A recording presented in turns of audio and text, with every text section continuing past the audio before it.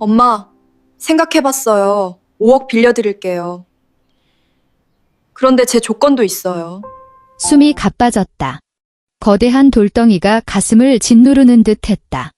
그 돌덩이의 이름은 나의 시어머니 조 여사님이었다. 그녀는 늘 그렇듯 경멸이 서린 눈으로 나를 훑어보고 있었다.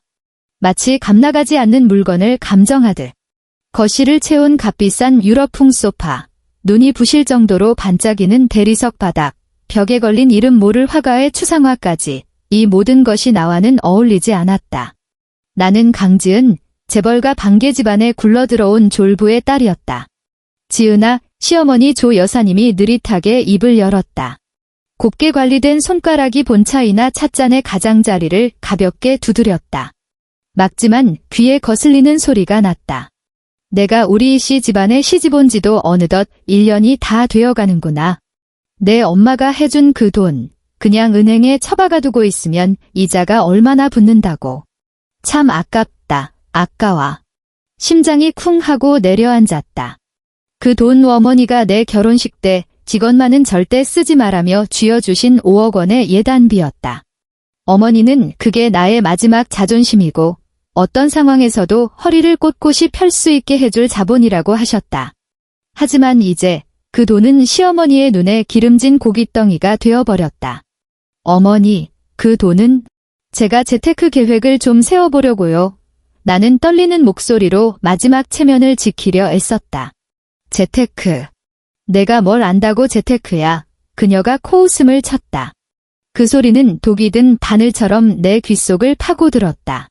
내 시누이, 그러니까 성민이 동생 혜진이 말이다. 요즘 강남에 갤러리 하나 열고 싶어 하잖아. 그건 어엿한 예술 사업이야? 내가 돈을 은행에 썩히는 것보다야 100배 낫지? 일단 그 5억 먼저 꺼내서 혜진이 줘라. 너도 이 집안의 형님으로서 우리 집안을 위해 보탬이 되는 일을 좀 해야지. 내 귀를 의심했다. 보탬. 저건 내 돈이다. 나는 반사적으로 남편, 이성민을 쳐다봤다. 그는 시어머니 옆에서 마치 얌전한 초등학생처럼 앉아 시선을 피하고 있었다. 그의 목을 대가 한 번 꿀꺽이는 걸 봤다. 무언가 말하려는 듯했지만 결국 고개를 더 깊이 숙일 뿐이었다. 어머니, 갤러리를 여는 건 큰일인데 5억은 너무 큰 돈 아닐까요? 내 목소리엔 애원이 섞여 있었다. 크다고. 지은아, 내가 어떤 집안 출신인지 잊었니? 시어머니의 얼굴이 순식간에 차가워졌다. 우리 성민이가 눈에 뭐가 씌어서 너를 좋다고 하지 않았으면 내가 감히 우리 집 문턱을 넘을 수 있었을 것 같아. 너네 아빠가 번 그 졸부 돈, 우리처럼 근본 있는 집안에선 쳐주지도 않아. 이제 집안을 위해 힘 좀 보태라니까 이리저리 핑계를 대. 집안 친척들 다 보는 데서 우리 씨 집안이 자기밖에 모르는 깍쟁이 같은 며느리를 들였다고 웃음거리라도 만들고 싶은 거야? 그런 뜻이 아니에요. 나의 변명은 힘없이 흩어졌다. 나는 치맛자락을 세게 움켜쥐었다. 손톱이 살을 파고들 것만 같았다. 내 집안의 원죄는 이 결혼 생활에서 영원히 씻을 수 없는 낙인이었다. 그때 시누이 이혜진이 타이밍 좋게 2층에서 내려왔다. 그녀는 달콤하다 못해 느끼한 미소를 지으며 내 팔에 살갑게 팔짱을 꼈다. 형수님, 역시 우리 형수님이 최고예요. 걱정 마세요. 제 갤러리가 대박나면 제일 먼저 형수님한테 배당금 드릴게요. 흥분으로 상기된 그녀의 얼굴을 보자 속이 울렁거렸다. 배당금. 내 심장에서 피가 뚝뚝 떨어지는 기분이었다. 성민이 마침내 고개를 들고는 내게 비굴한 미소를 지어 보였다. 지은아, 엄마랑 혜진이도 다 우리 집 잘 되자고 하는 거잖아. 그냥 엄마 말씀대로 해. 그 순간 온 세상이 무너져 내리는 것 같았다. 내가 사랑이라 믿었던 것, 내가 꿈꿨던 결혼은 결국 정교하게 설계된 사기극에 불과했고 나는 가진 것을 모두 빼앗기는 바보였다. 화기애애한 그들 가족의 시선 속에서 나는 심판받는 죄인처럼 기계적으로 고개를 끄덕였다. 그렇게 내 돈 5억은 시어머니가 맡아준다는 명목으로 너무나도 당당하게 시누이의 통장으로 들어갔다. 그 후 몇 달간 나는 살아있는 송장처럼 살았다. 갤러리는 강남에서 가장 번화한 곳에 문을 열었다. 개업식 날 화려한 옷차림의 사람들로 북적였고 시어머니와 시누이는 마치 이 도시에서 가장 빛나는 명사라도 된 듯 활짝 웃었다. 성민은 자랑스러운 공작처럼 사방에 대고 떠들었다. 제 동생 갤러리입니다. 제 아내가 투자했죠. 아무도 내 의견을 묻지 않았다. 나는 그저 말 없는 현금 인출기일 뿐이었다. 하지만 현실은 곧 그들의 뺨을 거세게 후려쳤다. 시누이는 경영에 대해 아는 것이 전혀 없었다. 소위 갤러리라는 곳은 그녀와 어중이떠중이 친구들이 돈을 펑펑 써대는 아지트에 불과했다. 반년도 채 되지 않아 5억은 바닥을 드러냈고 갤러리는 돈 한 푼 벌지 못한 채 임대료와 작품 대금이 밀려 빚더미에 올라앉았다. 더 끔찍한 것은 그 구멍을 메우기 위해 그녀가 인터넷 도박에 손을 대 남은 돈마저 모두 날려버렸다는 사실이었다. 그날 저녁, 나는 야근하는 성민을 기다리며 저녁상을 막 차린 참이었다. 시어머니가 분노로 가득 찬 얼굴로 훌쩍이는 시누이를 데리고 우리 아파트로 들이닥쳤다. 이곳은 성민과 나의 신혼집이자 어머니가 내 이름으로 사주신 일산의 고급 아파트였다. 강지은. 이게 다 내가 저지른 짓이야. 시어머니는 들어오자마자 가방을 바닥에 내동댕이 쳤다. 가방에서 쏟아져 나온 것은 온통 빛 독촉장이었다. 나는 얼어붙었다. 어머니, 이게 다 어떻게 된 일이에요? 어떻게 된 일이냐고? 내가 감히 그걸 물어. 내가 처음부터 5억만 내놓으니까 혜진이가 다른 방법을 찾으려다 그렇게 된 거 아니야? 다 너 때문이야. 나는 화가 나 온몸이 부들부들 떨렸다. 이건 적반하장도 유분수였다. 어머니, 그 5억은 제 예단비였지 투자금이 아니었어요. 자기가 도박으로 돈을 날려놓고 어떻게 제 탓을 하세요? 형수님, 저 죽는 꼴 보시려고요. 이혜진이 내 다리에 매달리며 울부짖었다. 콧물과 눈물이 내 옷에 범벅이 됐다. 그 사람들이 돈 안 갚으면 절 죽인대요. 형수님, 제발 저 좀 살려주세요. 나는 역겨움을 느끼며 그녀를 뿌리치고 두어 걸음 물러섰다. 시어머니 조 여사님이 몸을 바로 세우고는 명령조로 말했다. 난 모른다. 혜진이는 이씨 집안의 딸이야. 절대 잘못되게 둘 수 없어. 강지은, 너 지금 당장 은행 가서 이 집 담보로 5억 더 대출받아와. 우선 급한 불부터 끄고 보자. 내 집을 담보로? 나의 유일한 안식처를. 피가 머리끝까지 솟구치는 기분이었다. 절대 안 돼요. 이 집은 저희 엄마가 저한테 주신 거예요. 절대로 담보로 잡힐 수 없어요. 내가 감히. 시어머니의 눈이 부릅떠졌다. 넌 성민이한테 시집 온 몸이야? 내 사람도, 내 돈도, 내 집도 전부 이씨 집안 거야. 오늘 똑똑히 말해두는데 돈 안 내놓을 거면 이 집에서 당장 꺼져. 바로 그때 문이 열리고 이성민이 지친 몸을 이끌고 들어왔다. 그는 눈앞의 광경에 잠시 멈칫하더니 이내 어머니와 동생에게 둘러싸였다. 성민아, 잘 왔다. 내가 얻은 마누라 좀 봐라. 내 동생이 죽어가는 걸 눈뜨고 보겠다잖니. 오빠, 형수님 좀 설득해줘. 나 정말 죽을 것 같아. 나는 그가 내 편을 들어주길, 단 한마디라도 해주길 간절히 바라며 그를 쳐다봤다. 하지만 그는 깊은 한숨을 내쉬더니 내 앞으로 다가와 지금껏 들어본 적 없는 피곤한 목소리로 말했다. 지은아, 내가 부탁할게. 딱 한 번만, 응? 이번에 혜진이 도와주면 앞으로 집안이 조용해질 거야. 나를 위해서, 우리 가정을 위해서 그런 셈 쳐주면 안 될까? 우리 가정을 위해서? 그 순간 내 심장은 가루처럼 부서져 내렸다. 그의 마음속 가정에 나는 처음부터 없었던 것이다. 나는 그저 그의 가족들의 평화를 위해 언제든 희생될 수 있는 도구에 불과했다. 절망이 해일처럼 나를 덮쳤다. 탐욕스럽고 이기적이고 파렴치한 이 세 사람을 보고 있자니 숨이 막혔다. 나는 천천히 한 걸음씩 침실로 물러나 문을 잠갔다. 죽음 같은 정적 속에서 나는 휴대폰을 들었다. 그리고 지금껏 사랑하면서도 두려워했던 그 번호를 떨리는 손으로 눌렀다. 전화가 연결되고 수화기 너머로 어머니의 차분하고 강단 있는 목소리가 들려왔다. 여보세요? 내 눈물이 와르르 쏟아졌다. 모든 서름과 분노, 절망이 한마디 흐느낌으로 터져나왔다. 엄마. 전화기 너머의 어머니는 즉시 나를 위로하지 않고 그저 조용히 듣고만 계셨다. 나는 시어머니가 어떻게 내 예단비를 가져갔는지, 시누이가 어떻게 그 돈을 탕진했는지, 그리고 이제 그들이 내 신혼집을 담보로 잡으라고 협박하는지 뒤죽박죽 쏟아냈다. 어머니가 불같이 화를 내며 당장 달려와 내 편을 들어주실 거라 생각했다. 하지만 전화기 너머에서는 긴 침묵만이 흘렀다. 신호가 끊겼나 싶었을 때 어머니의 목소리가 다시 들려왔다. 무서울 정도로 평온했고 심지어 희미한 웃음기마저 느껴졌다. 그 돈, 죽어라. 내가 잘못 들었나 싶었다. 대출해서 그 돈, 주라고 했다. 어머니의 목소리에는 한치의 흔들림도 없었다. 하지만 지은아, 기억해라. 세상에 공짜 점심은 없는 법이다. 그 5억, 그냥 줘서는 안 돼. 나는 휴대폰을 쥔 채 머릿속이 하얘져 어머니의 의도를 전혀 파악할 수 없었다. 나는 흐느끼며 물었다. 엄마, 도대체 무슨 말씀이세요? 마지막 남은 집까지 다 날리라는 말씀이세요? 바보 같은 소리. 어머니의 목소리에 마침내 약간의 온기가 실렸지만 그보다는 제게의 여장부다운 모든 것을 꿰뚫어보는 날카로움이 더 컸다. 우리는 손해보는 장사는 안 한다.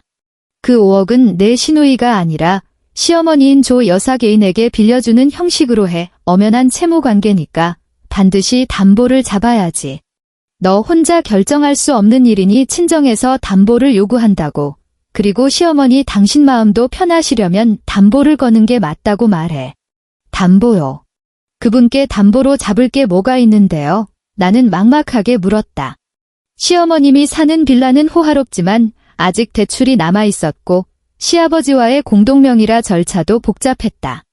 내 시아버지가 명동에 낡은 상가 건물 하나 남기지 않았니? 어머니가 담담하게 말했다. 내가 알기론 그 건물, 소유권 분쟁에 세입자 문제까지 겹쳐서 오랫동안 방치되어 있었지. 내 시어머니 눈에는 그저 골칫덩어리, 아무짝에도 쓸모없는 뜨거운 감자일 뿐이야. 다른 건 필요 없고 그 낡아 빠진 건물을 담보로 달라고 해 당장 5억 현금이 급해서 눈이 뒤집힌 내 시어머니는 분명 승낙할 거다. 나는 여전히 이해가 가지 않았다. 엄마, 낡은 건물이 무슨 소용이에요? 만에 하나 5억을 정말 떼이면 저는 건물까지 잃는 셈이잖아요. 전화기 너머로 어머니의 의미심장한 웃음소리가 들려왔다. 지은아, 넌 그냥 엄마가 시키는 대로만 해. 최고의 변호사를 찾아가서 가장 가혹한 조건으로 최고의 근저당 설정 계약서를 작성해. 명심해라. 기간은 초단기로, 이자는 아주 높게, 그리고 위약 조항은 아주 명확하게 기재해야 해. 예를 들면 3일 이내에 원리금을 상환하지 못할 경우 담보물은 어떤 이의도 없이 무조건적으로 내 명의로 자동 이전된다고. 모든 조항은 반드시 법적 공증을 받아야 한다. 어머니의 목소리에는 어떤 마력이 있는 듯 혼란스럽던 내 마음이 차츰 안정을 되찾았다. 어머니가 무슨 계획을 꾸미고 계신지는 몰라도 어릴 때부터 어머니가 내린 사업적 결정은 단 한 번도 틀린 적이 없었다. 그녀는 모든 판을 짜는 설계자였고 나는 그녀가 가장 신뢰하는 병사였다. 엄마, 왜 하필 3일이에요? 나는 마지막 질문을 참지 못하고 물었다. 가장 재미있는 쇼는 언제나 막판에 펼쳐지는 법이거든. 어머니의 말투에 차가운 흥분이 서려 있었다. 넌 그냥 내가 시키는 대로 해. 그리고 편하게 앉아서 쇼나 감상하렴. 전화를 끊고 나는 눈물을 닦았다. 거울 속에는 눈이 퉁퉁 붓고 초췌한 내 모습이 있었다. 아니, 더 이상 이렇게 살 순 없어. 오늘부로 과거의 강지은은 죽었다. 지금 살아있는 건 복수의 시나리오를 손에 쥔 강지은이다. 침실 문을 열자 거실에 있던 세 사람이 각기 다른 표정으로 나를 봤다. 시어머니는 초조함, 시누이는 애탐, 그리고 성민은 일말의 죄책감이 섞인 기대감이었다. 나는 심호흡을 하고 그들이 한 번도 본 적 없는 서늘할 정도로 침착한 목소리로 말했다. 좋아요. 그렇게 할게요. 세 사람 모두 얼어붙었다. 나는 시어머니를 똑바로 쳐다보며 또박또박 말했다. 집 담보로 대출받을 수 있어요. 하지만 저희 엄마가 그러시네요. 이렇게 큰 돈은 그냥 오갈 수 없다고요. 이 5억, 제가 어머님께 개인적으로 빌려드리는 걸로 하죠. 저희 친정 식구들 입도 막고 어머님 마음도 편하시려면 담보를 하나 거셔야겠어요. 담보, 조 여사님이 미간을 찌푸렸다. 내가 뭘 담보로 거니? 명동에 있는 그 낡은 상가 건물이요. 나는 어머니의 지시대로 말했다. 그 건물, 상황 복잡해서 어머님 손에 있어 봐야 골칫덩이인 거 알아요. 그걸 저한테 담보로 주세요. 나중에 돈 다 갚으시면 저도 깨끗하게 돌려드릴게요. 그럼 서로 보장도 되고 좋잖아요. 역시나 그녀가 입버릇처럼 말하던 재수없는 패가라는 말을 듣자마자 조 여사님의 표정이 환하게 펴졌다. 그녀에게는 쓸모없는 골칫덩이 하나로 5억이라는 거금을 손에 쥐는 하늘에서 떡이 떨어지는 격이었을 것이다. 그녀는 거의 망설이지도 않고 즉시 손뼉을 쳤다. 그래. 그렇게 하자. 내가 돈만 당장 마련해 올 수 있다면 담보가 아니라 무슨 계약서든 다 써줄 수 있어. 그렇게 하시죠. 나는 그녀를 차갑게 응시했다. 마음속엔 어떤 미동도 없었다. 이후 이틀간 나는 놀라운 속도로 모든 것을 처리했다. 어머니 회사의 최정예 법무팀을 동원해 노예 계약이나 다름없는 계약서를 작성했다. 3일이라는 초단기 상환 기한, 터무니없이 높은 연체이자, 그리고 가장 중요한 굵은 고딕체로 명시된 조항. 채무자 조 여사가 약정기일, 즉 계약 체결 후 72시간 이내에 원리금 전액을 상환하지 못할 경우 담보물인 서울시 중구명동 11길 7번지 상가 건물의 소유권은 자동적, 무조건적, 무의의적으로 채권자 강지은에게 이전되며 채무자는 이에 대한 모든 상소 및 항변권을 자발적으로 포기한다. 공증사무소에서 공증인이 보는 앞에서 나는 시어머니 조 여사님이 계약서 내용은 제대로 보지도 않고 5억 원짜리 수표 한 장에 눈이 멀어 급하게 서명하고 새빨간 인주로 지장을 찍는 모습을 지켜봤다. 그녀는 심지어 환하게 웃으며 내 손을 두드리고는 무언가 시혜를 베푸는 듯한 말투로 말했다. 지은아, 역시 내가 속이 깊다. 걱정 마라. 혜진이가 이번에 한몫 단단히 잡으면 그 돈 금방 갚아줄 테니. 나는 미소로 화답하며 속으로 비웃었다. 나는 신우이 이혜진이 그 5억 현금을 손에 쥐었을 때 그녀의 눈에서 터져나온 그 광적인 빛을 영원히 잊을 수 없을 것이다. 그것은 빚을 갚고 새 출발하려는 사람의 눈빛이 아니었다. 새로운 판돈을 손에 쥔 도박꾼이 마지막 한탕을 노리는 광기였다.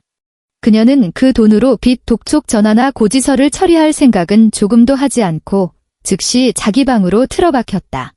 나는 과일이라도 가져다주는 척 그녀의 방문 앞으로 갔다. 굳게 닫히지 않은 문틈으로 그녀가 컴퓨터 화면을 보며 소위 투자 전문가라는 사람과 화상통화를 하는 모습이 보였다. 그 전문가는 침을 튀겨가며 내가 알아들을 수는 없지만 뭔가 그럴싸하게 들리는 용어들을 쏟아내고 있었다. 내부자 정보, M&A 호재, 3일 만에 10배 수익. 혜진님, 이번 정보는 정말 확실합니다. 최고위층만 아는 극비 정보예요. 이 미래 바이오라는 회사, 곧 대한그룹에 인수될 예정이라 주가가 최소 10번은 상한가를 칠 겁니다. 지금 5억 넣으시면 3일 뒤에는 50억이 되는 거예요. 빚 갚는 건 물론이고 바로 한남동에 빌딩 사실 수 있습니다. 이혜진의 눈에는 이성이 사라지고 탐욕의 불꽃만이 이글거리고 있었다. 그녀는 홀린 신도처럼 연신 고개를 끄덕였다. 네. 전문가님, 전부 따르겠습니다. 지금 바로 전액 매수할게요. 전부 다요. 나는 과일 접시를 든 채 소리 없이 뒤돌아섰다. 입가에 차가운 미소가 걸렸다. 방으로 돌아와 어머니에게 바로 메시지를 보냈다. 엄마, 물고기가 미끼를 물었어요. 엄마가 섭외한 그 전문가님, 연기력이 대단하시네요. 곧 어머니에게서 짧은 답장이 왔다. 그물은 조용할 때 거두는 법이지. 그렇다. 이 모든 것은 어머니가 정교하게 설계한 판이었다. 그 투자 전문가는 금융 전문가가 아니라 어머니 회사에서 부실 채권을 처리하는 팀원 중 한 명으로 상업심리학과 사기수법에 능통한 산업 스파이였다.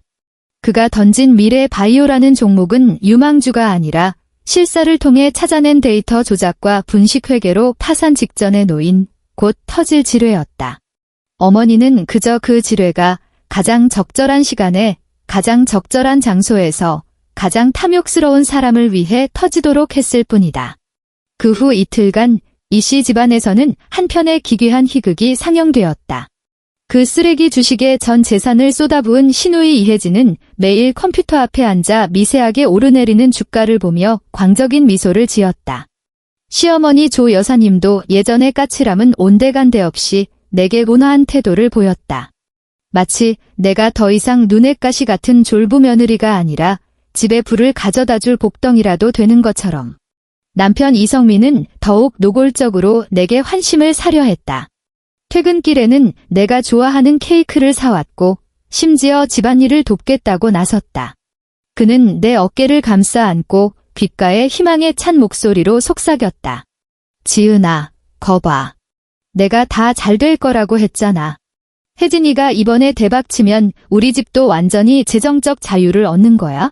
그때 되면 내가 사고 싶은 거 다 사고 우리 유럽 여행도 가자. 응.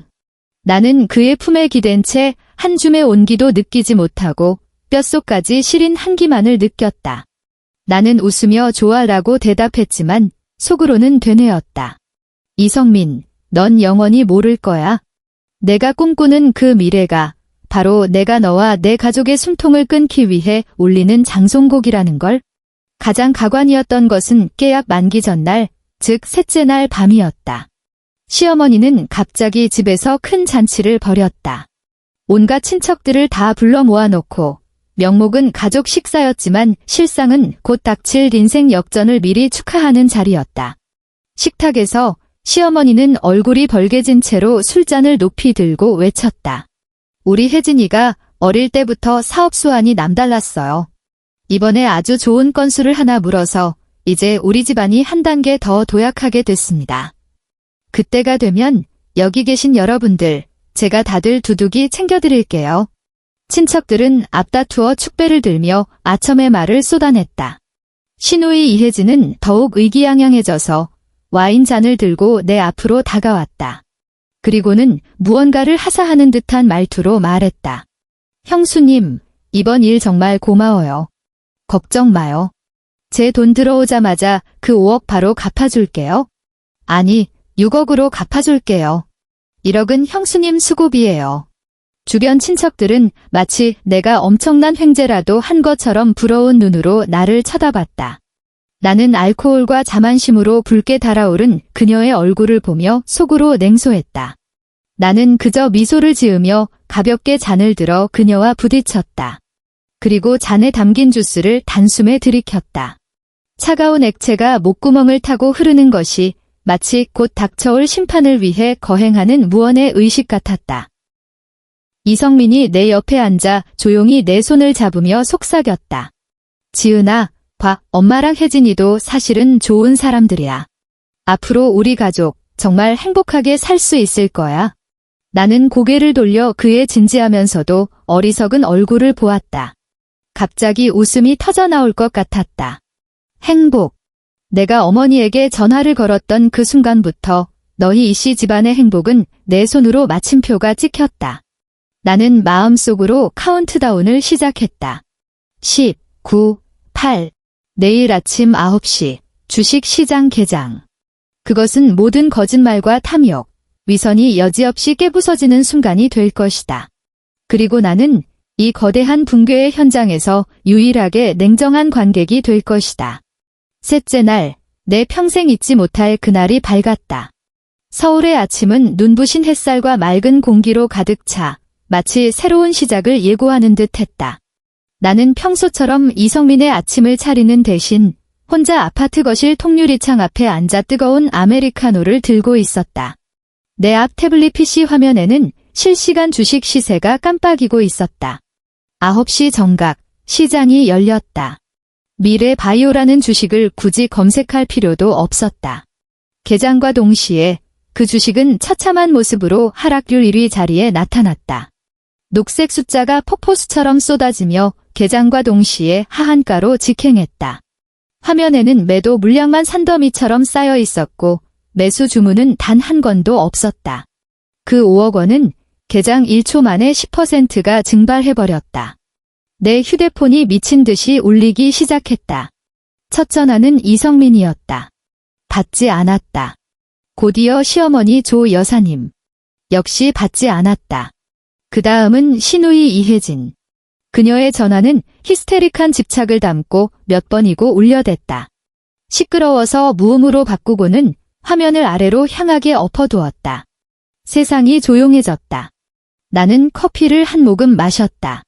쓴 액체가 혀끝을 스쳤지만 전례 없는 상쾌함이 느껴졌다. 나는 화면 속 미동도 없는 하한가 그래프를 바라보았다. 어떤 쾌감도 없이 그저 잔인할 만큼 평온한 마음이었다. 이건 너희가 받아야 할 목이야. 9시 15분 긴급 경제 속보 팝업창이 떴다. 속보 미래바이오 심각한 분식회계 및 사기 발행 혐의로 금융감독원 조사 착수. 즉시 거래 정지 및 상장 폐지 절차 돌입. 거래 정지. 상장 폐지. 그 네 글자는 네 개의 모처럼 이혜진의 5억 원짜리 대박의 꿈을 관 속에 단단히 박아버렸다. 원금 손실. 아니, 그보다 더 끔찍했다. 그 돈은 내가 집을 담보로 대출받은 갚아야 할 돈이었기 때문이다. 이제 그 돈은 가치 없는 전자기호 쪼가리가 되어 영원히 사라졌다. 나는 주식 앱을 끄고 태연하게 다른 웹페이지를 열었다. 서울시청 공식 홈페이지였다. 첫 화면 가장 눈에 띄는 곳에 붉은 머리의 공지사항이 막 올라와 있었다. 서울시 도심 재개발 및 상업 활성화 계획 공식 발표. 나는 첨부된 계획도를 여러 손가락으로 천천히 확대했다. 핵심 상업개발지구로 지정된 황금빛 구역의 한가운데서 나는 너무나도 익숙한 주소를 발견했다. 서울시 중구명동 11길 7번지. 바로 시어머니가 내게 담보로 넘긴 그녀의 눈에는 한 푼의 가치도 없던 그 폐가였다. 공고문에는 해당 구역에 새로운 지하철 환승역을 신설하고 글로벌 명품 브랜드 플래그십 스토어를 유치하며 새로운 문화 상업 랜드마크를 조성하는 등의 미래 계획이 상세히 설명되어 있었다. 문서 하단에는 전문 감정평가기관이 예측한 해당 구역의 토지 및 건물 가치 평가액이 첨부되어 있었다. 나는 내 소유가 된 그 건물을 찾아보았다. 그 뒤에 붙은 숫자는 내 입가의 미소를 더욱 차갑게 만들었다. 잠정 평가액 50억 원. 곧 휴지 조각이 될 5억으로 50억 가치의 황금 자산을 손에 넣었다. 10배의 레버리지. 엄마의 이 죽이기 위한 띄워주기 전략은 어떤 경영학 교과서보다도 훌륭하네요. 바로 그때 아파트 문을 미친 듯이 두드리는 소리와 함께 시어머니와 이성민의 고함이 들려왔다. 강지은. 문 열어. 문 열라고. 지은아, 빨리 문 좀 열어봐. 큰일 났어. 나는 느긋하게 마지막 커피를 비우고 걸어가 문을 열었다. 문 밖에는 머리가 헝클어진 시어머니 조 여사님이 서 있었다. 평소의 오만함은 온데간데였고 얼굴에는 공포와 혼란만이 가득했다. 이성민 역시 얼굴이 새하얗게 질려 이마에는 식은땀이 송골송골 맺혀 있었다. 어머님, 성민 씨 이른 아침부터 무슨 일로 이렇게 서두르세요? 나는 일부러 놀란 척 물었다. 아직도 시치미를 때 시어머니가 나를 밀치고 안으로 들어오며 내 코앞에 손가락질을 했다. 그 주식. 혜진이가 산 그 주식. 상장 폐지됐어. 돈 다 날아갔다고. 강지은, 이게 다 너 때문이야. 내가 가져온 돈이잖아. 나는 그녀를 차갑게 바라봤다. 어머니, 돈은 어머님이 저를 닥달해서 빌리게 하신 거고 주식은 아가씨가 직접 산 건데 왜 제 탓이 되죠? 난 몰라. 그녀가 생떼를 쓰기 시작했다. 그 돈, 이제 못 갚아. 계약서. 맞아, 계약서. 그녀는 무언가 생각난 듯 눈빛을 반짝였다. 그 계약서는 무효야.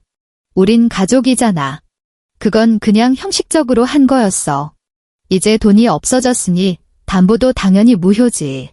그런가요? 나는 희미하게 웃으며 거실 테이블 아래에서 공증받은 계약서 사본을 꺼내 들었다. 그리고 굵게 표시된 조항을 가리키며 그녀에게 읽어주었다. 채무자 조 여사님이 약정기일, 즉 계약 체결 후 72시간 이내에 원리금 전액을 상환하지 못할 경우 담보물의 소유권은 자동적, 무조건적, 무의의적으로 채권자 강지은에게 이전됩니다. 어머니, 보세요. 여기 하얀 건 종이요, 까만 건 글씨고 공증사무소 직인까지 찍혀 있어요. 계약 체결 시각이 3일 전 오전 10시였으니 지금은 이미 72시간이 지났네요. 바로 그때 시어머니의 휴대폰이 울렸다. 시청에 근무하는 지인이 건 전화였다. 그녀는 떨리는 손으로 전화를 받았고 수화기 너머의 말을 듣는 동안 얼굴이 잿빛으로 변해갔다. 뭐라고? 명동 그 땅, 핵심 개발 구역으로 지정됐다고?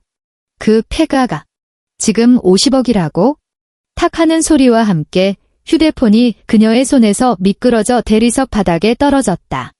액정은 산산조각 났고 마치 그녀의 무너져 내린 심장 같았다. 그녀는 확 고개를 들고 악마를 보는 듯한 눈으로 나를 쳐다봤다. 입술을 파르르 떨며 한마디도 내뱉지 못했다. 그녀는 마침내 깨달은 것이다. 처음부터 끝까지 이것은 자신을 위해 완벽하게 짜인 함정이었다는 것을. 자신이 엄청난 이득을 본다고 생각했지만 실은 그물에 걸려든 가장 어리석은 사냥감은 바로 자기 자신이었다는 것을. 안 돼. 그녀는 미친 사람처럼 내게 달려들어 손에 든 계약서를 빼앗으려 했다. 내놔. 그 계약서 내놔. 내 거야. 그 건물은 내 거라고. 나는 가볍게 뒤로 물러서며 그녀를 피했다. 탐욕과 절망으로 일그러진 그녀의 얼굴을 보며 나는 전례 없는 통쾌함을 느꼈다. 어머니, 나는 웃으며 말했다. 그 미소는 분명 악마처럼 찬란했을 것이다. 이제 제 겁니다. 나는 더 이상 그들에게 얽힐 기회를 주지 않았다. 다음 날 아침, 나는 어머니 회사의 최정예 변호인단을 이끌고 평창동에 있는 시어머니의 호화 빌라 앞에 나타났다. 말끔한 정장 차림의 우리 일행은 그 자체로 위압적이었다. 초인종을 누르자 퉁퉁 부은 눈으로 초췌한 몰골의 이성민이 문을 열었다. 그는 내 뒤에 선 변호사들을 보고 얼굴이 더욱 흑빛이 되었다. 지은아, 너 이게 무슨 짓이야? 나는 그를 무시하고 곧장 거실로 들어갔다. 시어머니 조 여사님과 시누이 이혜진은 싸움에서 진 닭처럼 소파에 주저앉아 있었다. 한때 위세등등했던 그 집은 이제 절망과 패배의 기운으로 가득했다. 나는 서류 한 부를 그들 앞 테이블에 가볍게 내려놓았다.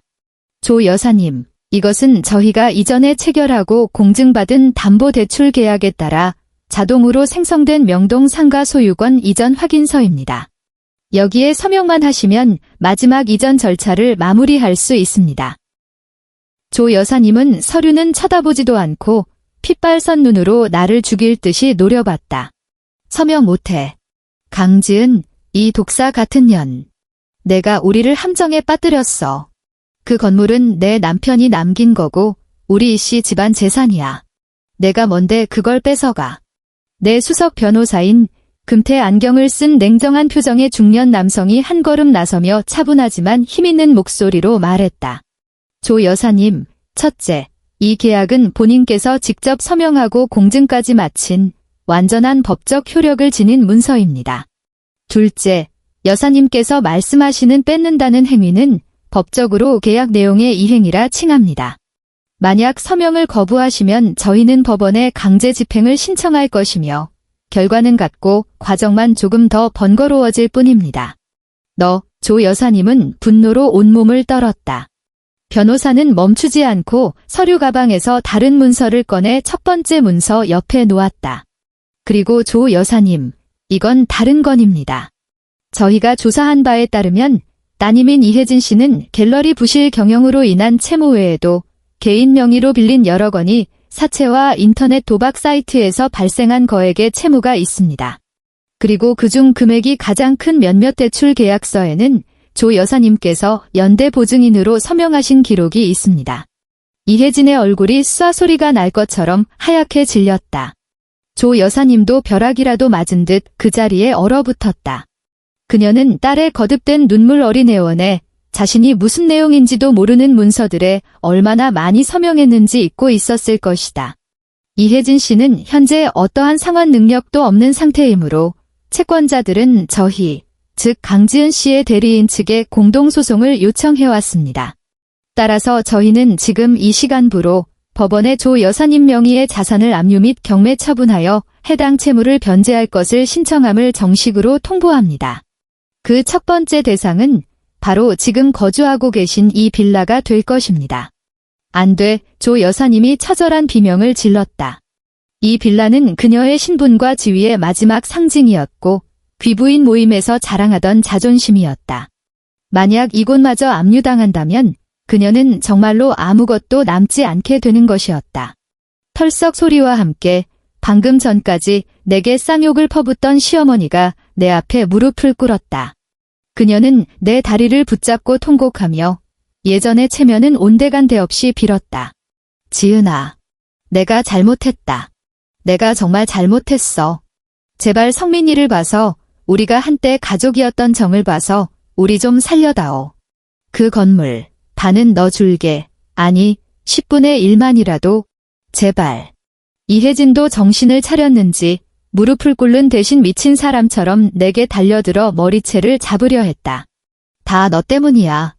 이 나쁜 년. 내가 우리 집을 망쳤어. 죽여버릴 거야.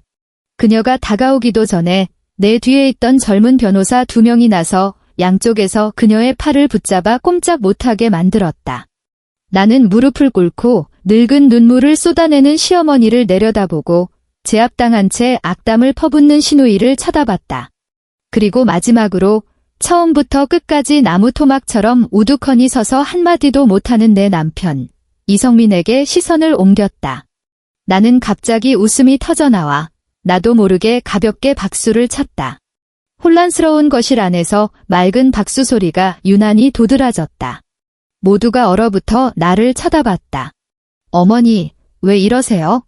어서 일어나세요. 나는 웃다가 눈물이 나올 지경이었다. 오히려 저한테 고마워하셔야죠. 저희 엄마 말씀이 맞았어요.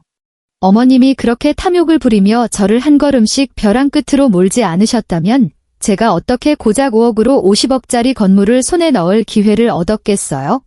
나는 허리를 숙여 시어머니 귓가에 우리 둘만 들릴 정도의 목소리로 속삭였다. 제 출신이 그렇게 마음에 안 드셨죠? 이제 제가 어머님이 가장 중요하게 생각하시는 그 돈으로 가장 뼈아픈 가르침을 드렸네요. 기분이 어떠세요? 조 여사님의 울음소리가 멎었다. 그녀는 고개를 들어 끝없는 후회와 공포가 가득한 눈으로 나를 올려다봤다. 나는 몸을 바로 세우고 더 이상 그들을 쳐다보지 않았다. 변호사에게 말했다. 자, 나머지 일은 법적 절차대로 진행해 주십시오. 그리고 나는 뒤돌아서서 나를 질식시켰던 이 감옥을 한치의 망설임도 없이 걸어 나왔다. 내 아파트로 돌아왔다. 이성민의 존재만으로도 숨막혔던 그 공간이 이제는 더없이 넓고 환하게 느껴졌다. 나는 옷방에서 여행 가방 하나를 끌어내 이성민의 모든 옷과 물건들을 하나도 남김없이 쓸어 담았다. 그의 게임기, 그의 운동화, 침대 머리맡에 놓여있던 우리의 사진. 나는 액자에서 사진을 꺼내 한때 행복하게 웃고 있던 내 모습을 바라보다가 망설임 없이 반으로 찢어버렸다. 이성민이 넋이 나간 채로 아파트에 돌아왔을 때 그를 맞이한 것은 문 앞에 놓인 가득 찬 여행 가방과 그 위에 놓인 이혼 서류 한 장이었다. 지은아, 그는 나를 보며 입술을 달싹였다. 용서를 구하는 말을 하려는 듯했다. 이성민 씨, 나는 그의 말을 잘랐다. 목소리는 고요한 수면처럼 평온했다. 우리 사이에 더 할 말은 없어요? 재산 분할은 제 변호사가 연락할 겁니다. 이 아파트는 제 혼전 재산이니 당신과는 무관해요. 지금 당신 짐 들고 여기서 나가세요. 지은아, 나한테 이럴 순 없어. 그는 마침내 눈물을 흘렸다. 내가 그의 가족에게 괴롭힘 당할 때 늘 침묵하던 그 남자가 자신이 모든 것을 잃게 되자 비로소 우는 법을 배웠다. 우리 부부잖아. 정말 이렇게까지 잔인해야겠어?